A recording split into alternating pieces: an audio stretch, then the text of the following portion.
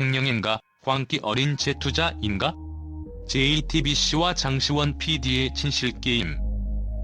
의면의 야구 진심을 파헤치다. 최강야구 160억 매출의 행방. 대한민국 예능계의 리얼리티 스포츠의 새 지평을 열었다고 평가받는 JTBC 최강야구. 은퇴한 레전드들의 뜨거운 눈물과 승부욕으로 매회 시청자들을 열광시켰던 이 프로그램이 지금 환호성이 가득했던 화려한 마운드가 아닌 차가운 법정의 냉기 서린 심판대 위에 올랐다. JTBC 측이 프로그램을 진두지휘했던 장시원 PD를 횡령 및 업무상 배임 혐의로 고소한 것. 사건의 발단은 충격적이다.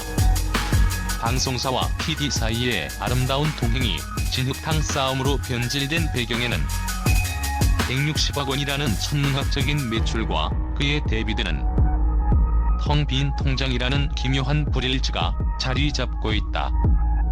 과연 장시원 PD는 제작비를 가로챈 파렴치한 범죄자인가?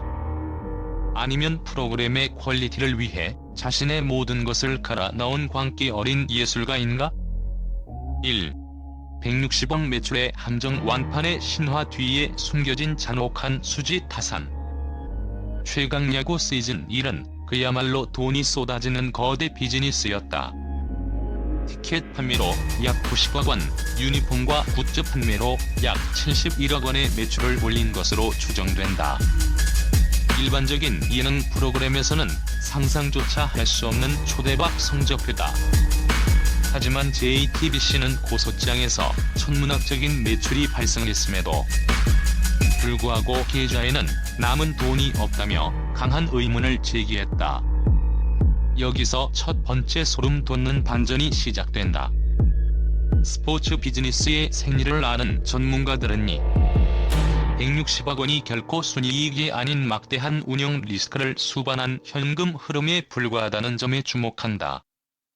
최강야구의 직관 경기는 단순한 방송 촬영을 넘어선 거대 이벤트다. 먼저 티켓 매출 90억 원의 행방이다.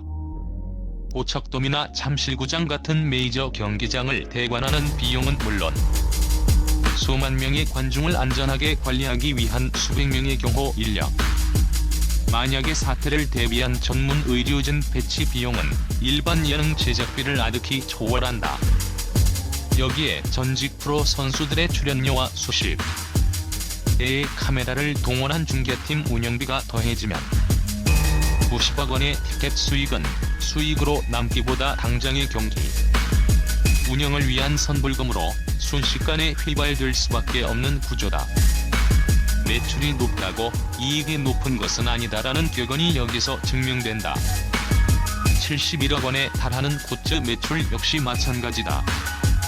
유니폼 제작 단가와 물류 창고 비용, 그리고 오프라인 팝업 스토어 운영 비용을 제외하고 나면 실제 마진은 생각보다 박하다. 특히 팬들의 폭발적인 수요에 맞춰 지속적으로 신규 물량을 발주해야 했던 상황에서 현금은 수익으로 쌓이는 대신 재고 자산으로 묶이게 된다.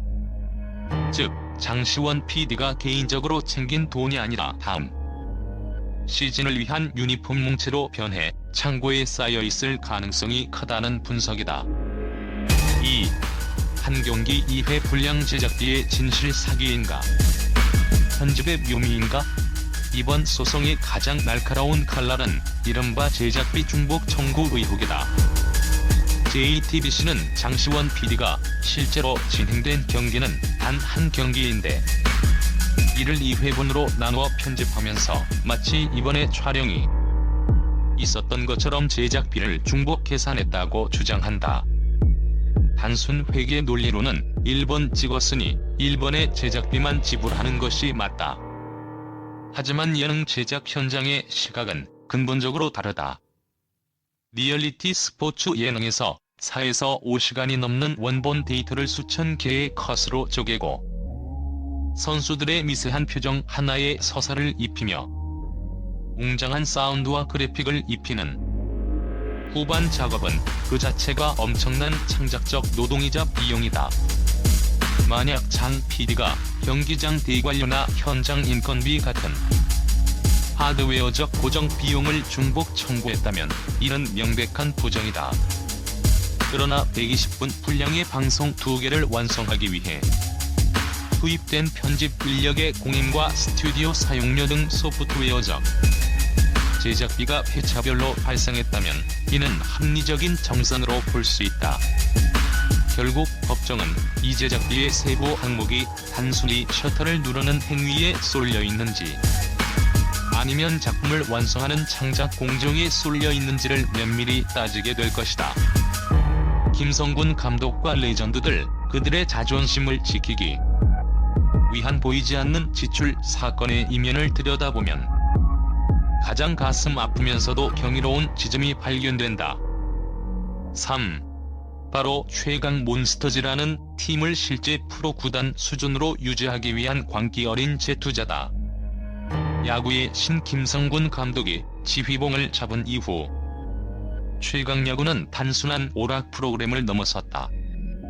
김 감독의 혹독한 훈련 철학과 돈을 받고 뛰는 선수는 프로여야 한다는 신념을 뒷받침하기 위해 투입된 비용은 상상을 초월한다.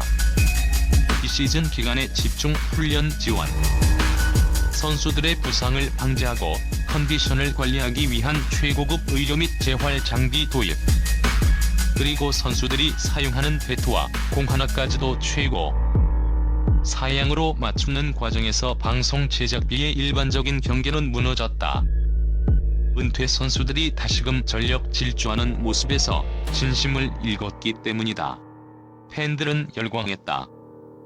장시원 PD는 그 찬사를 지속시키기 위해 방송사가 요구하는 회계적 수익성보다는 야구 현장이 요구하는 전문성의 자금을 우선 집행했을 가능성이 높다. 김성근 감독이 이게 정말 예능 맞냐며 혀를 내둘렀을 때 장 PD는 아마도 방송사의 지갑을 열어 한국 야구 전설들의 자존심을 샀던 것이 아닐까? 이 과정에서 절차상의 영수증 처리가 미비했거나 독단적인 집행이 있었다면 행정적 과오는 피할 수 없겠으나 이를 사육을 채우기 위한 횡령으로 규정할 수 있을지에 대해서는 시청자들 사이에서도 의견이 팽팽하다. 4. 구조적 결함이 낳은 비극. 불투명한 계약이 화를 불렀다. 결국 이번 사건의 본질은 누가 더 악한가라는 도덕적 잣대보다는 비대해진 스포츠 예능 시장의 회계 시스템이 콘텐츠의 진화 속도를 따라가지 못한 데서 온 비극이다. 기존 방송사의 정산 방식은 광고 수익에 치중되어 있었다. 하지만 최강야구처럼 티켓과 굿즈라는 거대 오프라인 매출이 발생하는 구조에서는 정산의 기준 자체가 새로워져야 했다. 방송사 입장에서는 전례 없는 매출을 기록했음에도 분배받을 순이익이 없다는 사실에 당혹감을 느낄 수 있다. 반면 PD 입장에서는 프로그램의 장기적인 생명력과 퀄리티를 담보하기 위해 현장의 모든 수익을 다시 현장으로 돌려보내는 것이 콘텐츠 제작자로서의 사명이라고 믿었을 것이다. 이 갈등은 사전에 정밀하게 설계되지 않은 수익 배분 계약, 그리고 새로운 형태의 매출원에 대한 모호한 회계 기준이 낳은 예정된 충돌이었다. 결론 법의 심판, 그리고 남겨진 팬들의 질문. 장시원 PD를 향한 검찰의 수사와 재판 결과는 조만간 윤곽을 드러낼 것이다.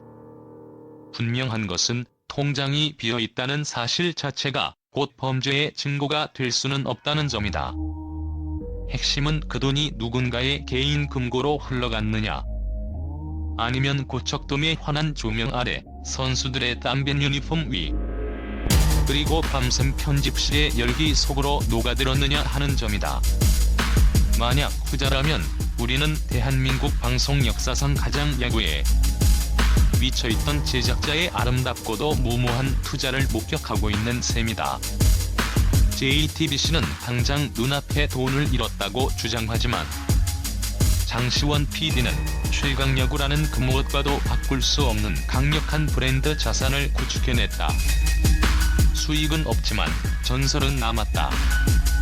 이 기묘한 법정 드라마가 어떤 결말을 맺든, 그리고 진흙탕 싸움 끝에 최강 몬스터즈의 다음 타석이 돌아올 수 있을지, 팬들은 그 어느 때보다 무거운 마음으로 9회 말 투아웃의 긴박한 상황을 지켜보고 있다.